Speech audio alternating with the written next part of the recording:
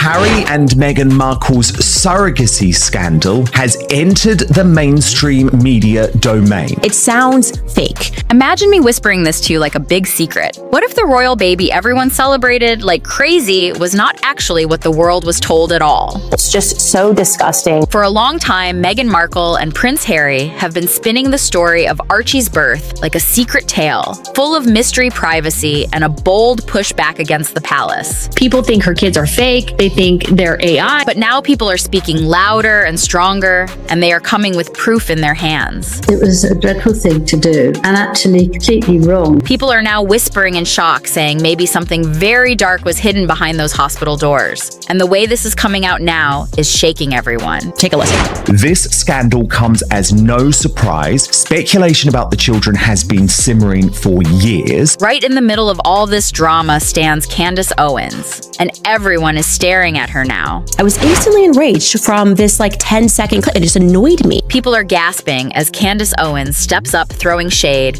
on Meghan's pregnancy story, pointing out big holes she swears are real and leaving everyone buzzing about her claims. It doesn't make you sound like a better mom. It makes you sound like really kind of into yourself in a way. These twists and gaps she keeps exposing are so shocking and messy that even doctors who know the system and royal insiders who have seen everything are shaking their heads in disbelief and whispering that they have never seen anything like this before. This crisis won't die down until the irrefutable truth comes out. From the stories Harry told in his own book to the whispers leaking out from hospital staff, the official timeline is not just strange. It comes off as almost impossible and makes people wonder what was really going on. He describes her very well, and he does this by taking a look. Absolute media manipulation. But I thought tonight this was really ridiculous. 2 epidurals being talked about, a super quick release from the hospital that nobody expected, and so many mixed up stories about why the press was kept away and not told on time.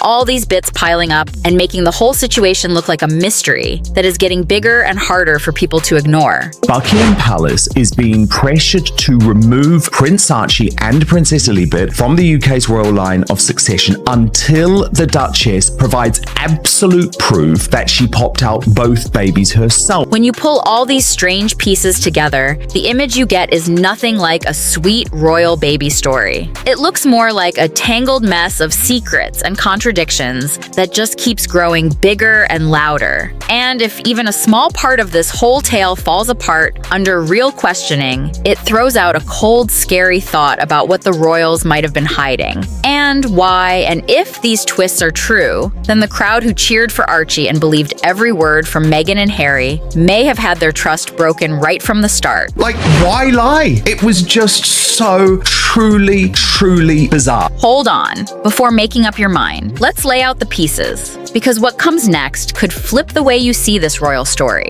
The timeline in the book Harry wrote might spill more than the couple ever planned in that best-selling book. Harry says Meghan gave birth to Archie at the fancy Portland hospital, and in that telling, she went through not 1 but 2 epidurals before walking out with the baby. Only hours later on the surface, it sounds like a bold, dramatic story meant to show strength and control. But when doctors, nurses, and even everyday moms looked at that version, they started raising eyebrows. Because the claim of having 2 epidurals during labor is a giant red flag. An epidural is not like a simple pill. It means sliding a catheter near the spine, and changing it during labor is almost never done. And if it is attempted, it can be very dangerous, which is why so many people are questioning the story even more. Why would you do that? That's not necessary. Silence everybody and just produce a DNA sample or proof of delivery. It's like she's playing a human being, like it's a performance. People are starting to whisper that Meghan comes off like she is acting out a role instead of living it for real. And then there is the second part of Harry's tale. The recovery timeline he wrote down is almost impossible for most mothers, especially anyone who had complications or even normal pain management, because hospitals keep new moms for at least a full day. But Harry painted a picture of Meghan already home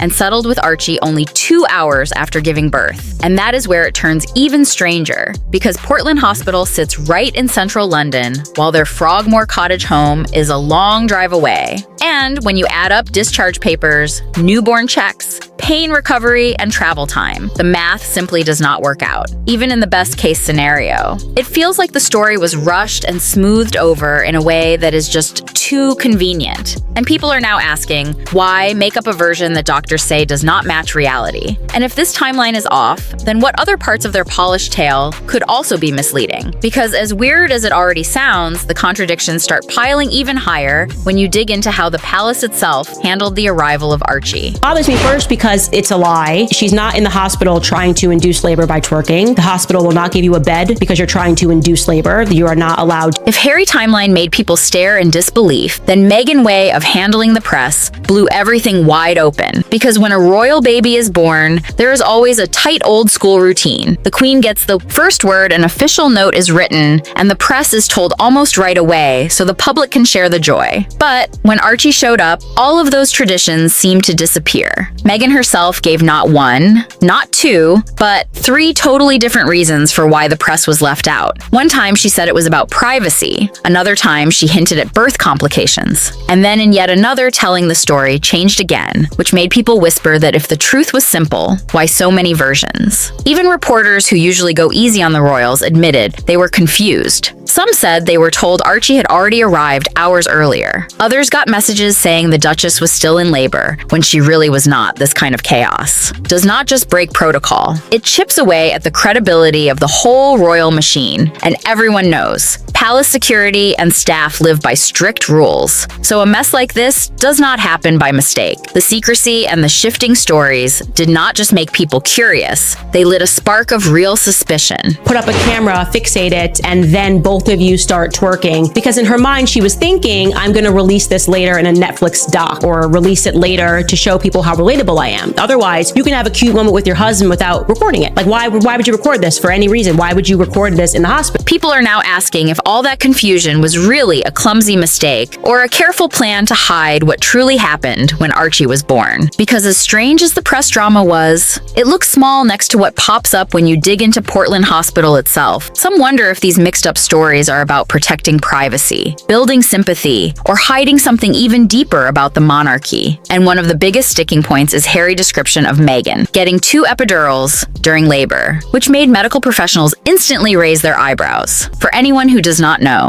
an epidural is not some quick shot. It is a delicate process where a catheter is placed near the spinal cord to give steady pain relief, and once it is in, it stays there, so the dose can be adjusted without taking it out. That is why experts say the idea of having 2 epidurals in one labor does not make sense, because switching catheters mid-birth is extremely rare, risky, and only done in unusual emergencies. And even then, it would slow down recovery and demand very close monitoring afterward, which is exactly why so many are questioning how this story adds up. Why have they simply not made an announcement to the fact that all of this speculation about the children's arrivals? Harry tells it like having 2 epidurals was just a normal thing, barely worth a mention. But critics are saying that detail does not sound like real medical life at all. Instead, it feels like a story polished up to look dramatic, or maybe even twisted to hide the truth. And the weirdness keeps stacking, because if Meghan really had an extra invasive procedure, then the claim she bounced out of Portland Hospital the same day looks even harder to believe. Multiple epidurals plus a super quick discharge goes against standard medical rules where moms are kept under watch to catch things like nerve damage, low blood pressure, or infection. So the tale simply does not line up with how childbirth medicine works. And that brings a chilling thought. Was this just a sloppy use of medical words? Or was the whole scene shaped on purpose to seem extraordinary? Because with Meghan pregnancy story, every small crack seems to open a much bigger door. Proof that I'm authentic? I just dropped myself twerking. I have proven that I am authentic because I twerked with my husband in a... Childbirth is not something you just bounce away from in a few hours, no matter how rich or famous you are. Because normal medical practice keeps new mothers under watch for at least a full day after birth. Even when things go smoothly, doctors and nurses keep checking vital signs, bleeding, and the baby before even thinking about letting them go home. And if a serious complication like preeclampsia is in the picture, which Meghan herself has hinted at, then no doctor would ever send a patient off so fast. Because preeclampsia is dangerous. It can bring seizures, organ damage, and deadly blood pressure spikes. And women who have it are usually monitored for days, sometimes weeks,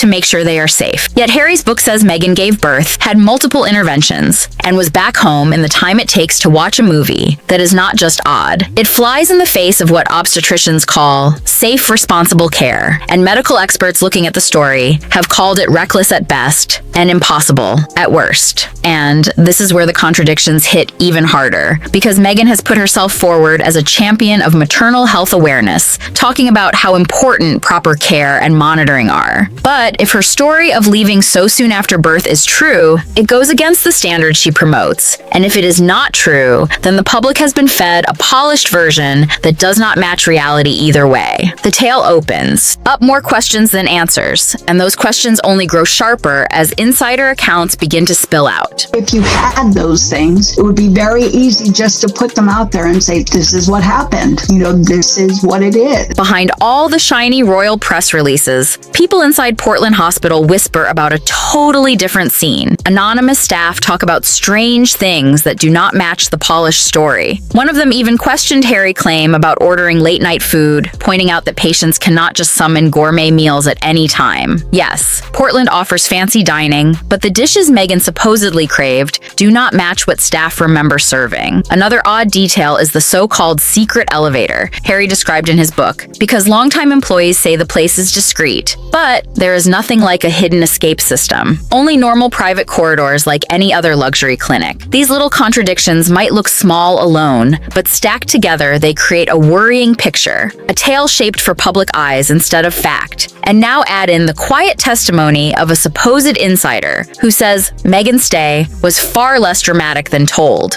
and suddenly the official timeline feels fragile. Candace Owens has grabbed onto these cracks, saying if tiny details crumble under scrutiny, then bigger claims have to be questioned too. Was the royal couple exaggerating for sympathy, or was there something planned behind the scenes to control every single piece of the narrative, even the menu and the hallways? Whatever the real reason, every leak drags the public further from trust and deeper into suspicion, and that suspicion only hits harder when you ask the real question: why include medical details like 2 epidurals and a same-day discharge? In Harry's book, were they innocent mistakes, big exaggerations, or a carefully chosen script to sell a story? So all of the pictures, my point is, out there were inconsistent with the idea of a real pregnancy. By now, these cracks in the story are not just stacking up, they are screaming for answers. Because if the timeline makes no sense, if the hospital details do not match, and if people on the inside keep saying the official version is wrong,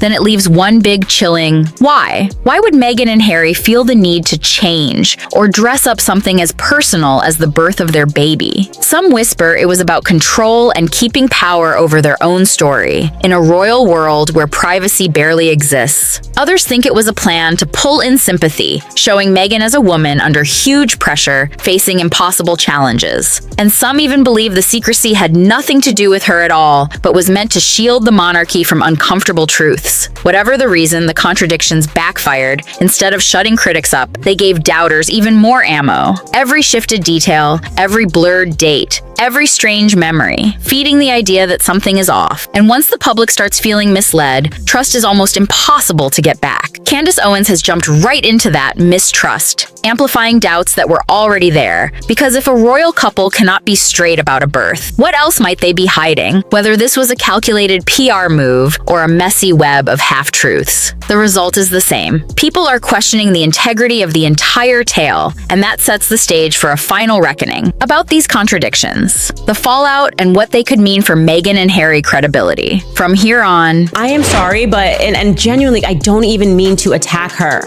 There was something frustrating about her, and I think he hits the nail on the head. Here it all is laid bare from the messy memoir. Claims to the strange hospital stories. Meghan pregnancy tale is overflowing with contradictions that just do not line up. Whether you think this is sloppy storytelling or a carefully built cover, the real truth is still buried under layers of confusion. Candace Owens might have stirred the pot, but her words have only brought light to the same questions people have been whispering for years. The dates do not fit the details. Clash, and every new version only makes the whole thing look even more suspicious. But this is just the start. If you thought the pregnancy timeline was wild, wait until you hear about the age drama. Even her father, Thomas Markle, has stepped up with shocking claims that could completely change how you see Meghan. We already went deep on that story in another video, and it ties right into everything you heard here, revealing even more secrets the public was never meant to find out. So before you go, keep watching Dive into that video and keep uncovering the truth, because the rabbit hole runs much deeper. This is real stories hiding under the headlines. Get exposed. Stay curious, stay sharp, and we will dig even deeper together in the next one if you like. Subscribe to The Taylor Tells All for more updates.